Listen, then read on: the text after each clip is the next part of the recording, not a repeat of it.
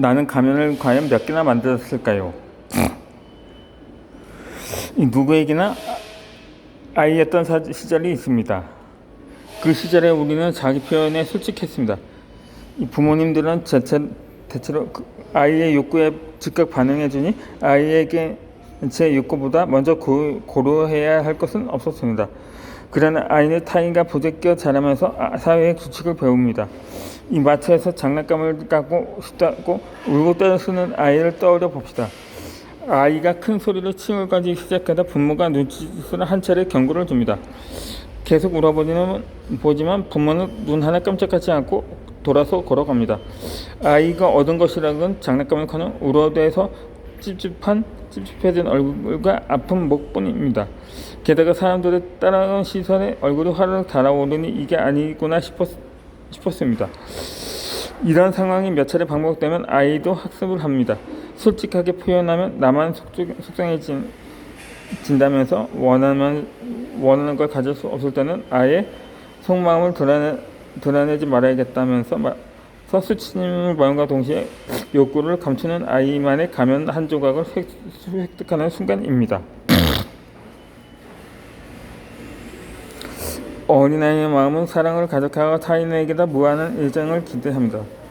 순수하게 가능한 이런 비현실적인 기사는 반드시 좌절하는 경을 맞이하게 되고 미성숙하기에 마음을 투자하거나 바꾸는 노련과 지혜 대신에 제한전선이라고 생각합니다.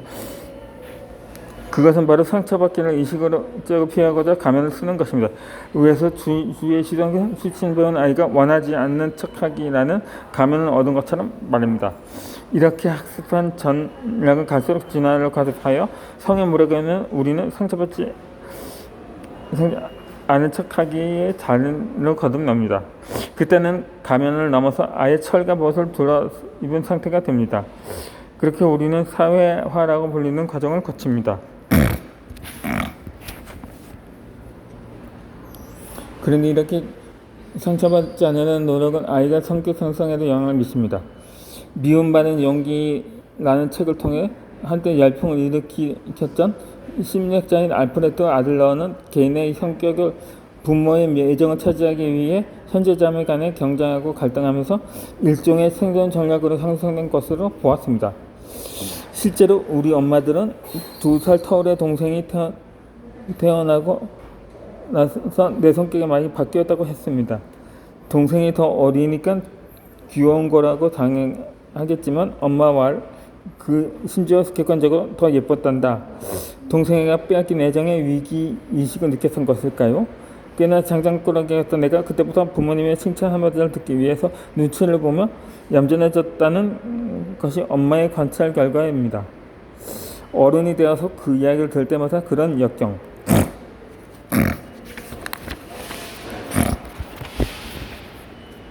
역경을 걷기에 3살은 너무 어리지 않나 생각합니다. 흔히 타고나는 것으로 여겨지는 성격마다 성장하는 과정에서 만들어지는 것이라는 아들의 관찰은 많은 점을 시사합니다. 사람들은 자기 자신을 알고 있다고 생각하지만 실제로 생각만큼은 잘 알지 못합니다. 우리는 엄마 뱃속에서 나올 때 완전 조각처럼 나오는 것이 아니었습니다. 밀가루 반죽처럼 이렇게 될 수도 있고 저렇게 될 수도 있는 가능성의 형태를 태어났습니다. 사람마다 다르다는 성격적인 외부적인 요인으로 인해 구체적인 모양이 만들어지는 거라면 그 후에 내 자신과 선천적으로 만들어진 나 자신의 경계는 몹시 모호합니다. 그림자 속을 감추어버린 것들입니다.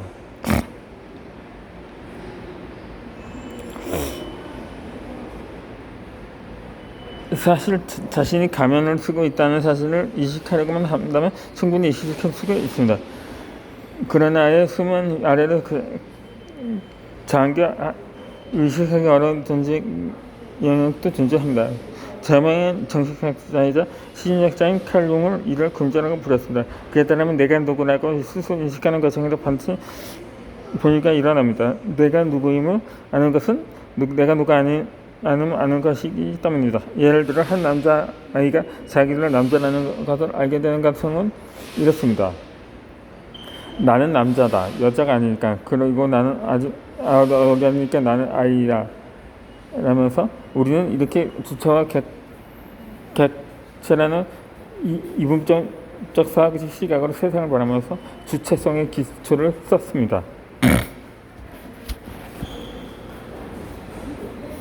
인간의 성장은 섬처럼 동떨어서 일어나지 않습니다. 반드시 하나의 인간을 둘러싼 사회와 문화 속에서 이루어집니다.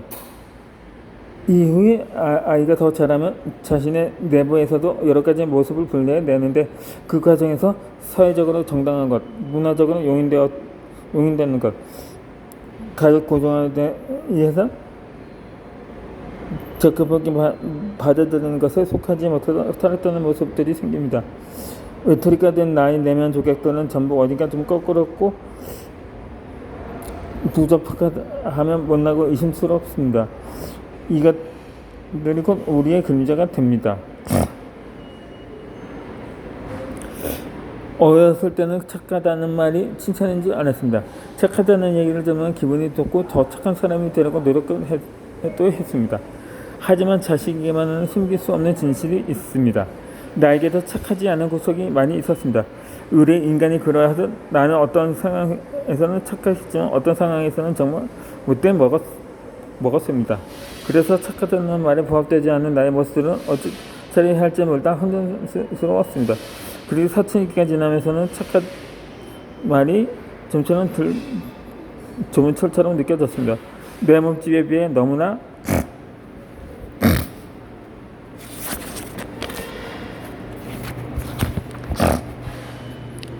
작아서 그 안에 들지 못하는 나의 많은 모습들을 도려내는 작은 틀.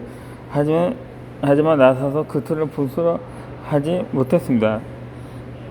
그렇게 나는 착한 사람이니까 대부분을 겉으로는 착한 몸성으로 살아갔지만 사람들이 나를 그렇게 인식하는 동안 나의 수많은 다른 모습들은 그림자 속으로 멀어졌습니다.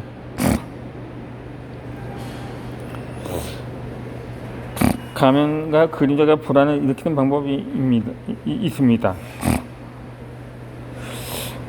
가면이나 그림자 자체는 같이 중립적입니다. 자연스러운 사회화 과정에서 나오는 것이기 때문입니다. 어떤 면에서는 특별한 문명인으로서 거쳐야만 하는 숙명이기도 합니다. 다만 문제는 자신의 가면과 그림자에 대한 이해 없이는 나와의 관계를 잘 맺을 수 없다는 점입니다. 프란츠 카프카라는 작가는 이에 대해 모든 문제는 우리가 방에 앉아서 자신과 단순히 마주하려고 하지 않기 때문이라면서 가장 먼저 정립해야 하는 관계는 바로 자기 자신과의 관계라고 말했습니다. 내가 나 자신을 모르는 사람으로 나를 가장 잘 이해할 수 있는 사람을 잊어버리게 됩니다. 이 심리연구가 브레네 브라운은 모험가면에서 상처받기 위해 쓰는 가면과 그보다 더 강력한 감옷이 어떻게 우리가 자신을 불안하고 외롭게 만드는지 설명합니다. 이 사람들에게는 타인과 이어지는 분군이 있습니다. 타인과의 관계는 상계 의미의 목표를 보여야 하기 때문에 사회가 이어지지 않을 때 우리는 불안하고 고통스럽습니다.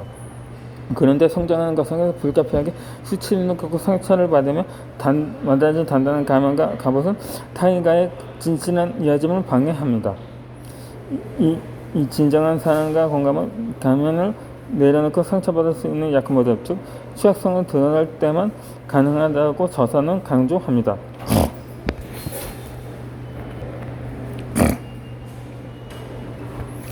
또한 융 심리학에게 영향력이 있는 해석자인 로버트 존슨은 내 그림자에게 말 걸기라는 작품에서 그림자를 이식해야 하는 이유에 대해서 설명합니다.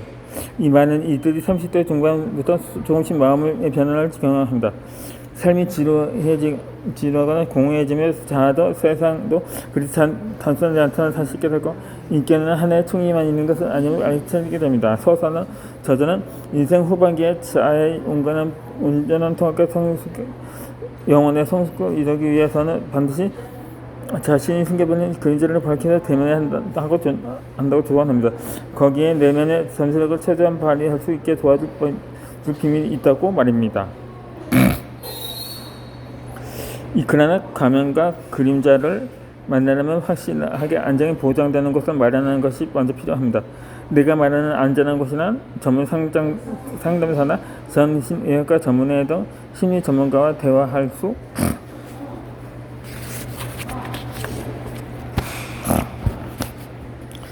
있는 곳입니다. 오랜 세월 숨겨야 했던 나의 속마음을 혼자서 직면하는 것은 두려운 일입니다. 아마 자신의 두려운 가슴을 만지다가 여러 번 헛손질을 할 것이고 그림자의 심연과 같은 어둠의 직관전지를 반복할지도 모릅니다. 그러니 한 인간의 내면이 우주만큼 넓고 깊을 수 있음을 이해하는 사람, 인간은 누구나 천사와 같은 면도 악마 같은 면을 동시에 가질 수 있다는 진실을 인정해주는 사람, 당신을 평가하기보다는 당신 스스로 잘 살아가는 여정에 동행해줄 수 있는 사람을 만나는 것은 큰 도움이 됩니다.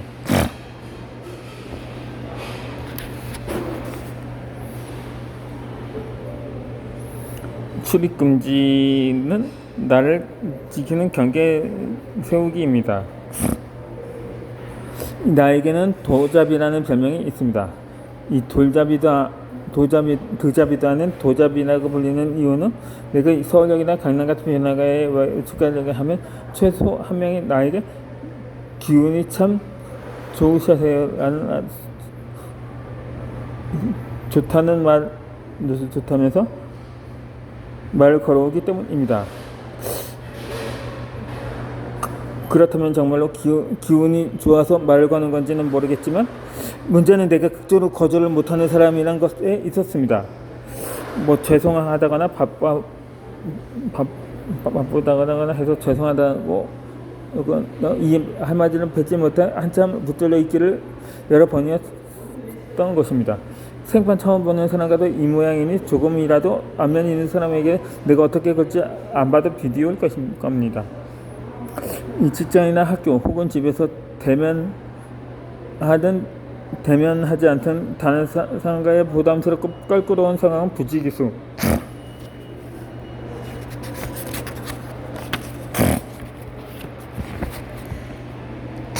부지기로 발생합니다. 이 부탁이라는 포장으로 자신의 일을 나에게 떠미는 사람들을 보기 있느라면 내가 만만한가 싶기도 하고 어느새 내가 그렇게 만만하게 권하는지 고민하게 됩니다. 이러한 만개하는 불편함이 오랫동안 지속하면 사회적인 상황 자체가 불안이고 다른 사람들과 진심을 다해 소통하려는 마음 자세가 희미해지고 맙니다. 타인과 나를 구분짓는 선이 있습니다. 이 집안 현관문이 없다면 무슨 일이 일어날까요? 아마도 낯선 사람들이 우리 집에 마음대로 발을 내지는 사람은 없습니다. 하지만 그렇다고 문이 아예 없으면 밖으로 나갈 수 없을 겁니다. 그런 공간은 감옥이나 다름없습니다. 이렇듯 문의 존재는 소중합니다. 세상과의 소통하는 데서 위험으로부터 나를 보호하고 편안함을 주는 안전 기지로 만드는 것. 우리의 마음에서 이러한 문이 필요합니다. 타인과 나의 사이로 가로지르는 경계는 마음의 집을 지켜주는 문인 셈입니다. 그런데 마음의 문인 경계는 모호하고 눈에 보이지 않는다는 이유로 종종 그 필요성과 중요성이 간과됩니다. 이 경계의 저자인 앵캐슬리는 경계를 두고 내 온전함을 지킬 수 있는 한계라고 말했습니다. 즉 경계가 무너지면 내 존재의 온전함이 차이가 있게 된다는 뜻입니다. 내 마음의 장관 자체가 허술하면 내 의지와 상관없이 다른 사람들의 아무 때나 들이닥쳐 자기들 멋대로 난장판을 만들고 떠나버립니다. 이 나의 마음의 주인이 온전히 내가 아닌 상황에 처하게 되는 것입니다. 이 시적으로 마음의 문을 열고 딴 데 주의를 기울이지 않으면 이런 일은 아주 쉽게 일어납니다.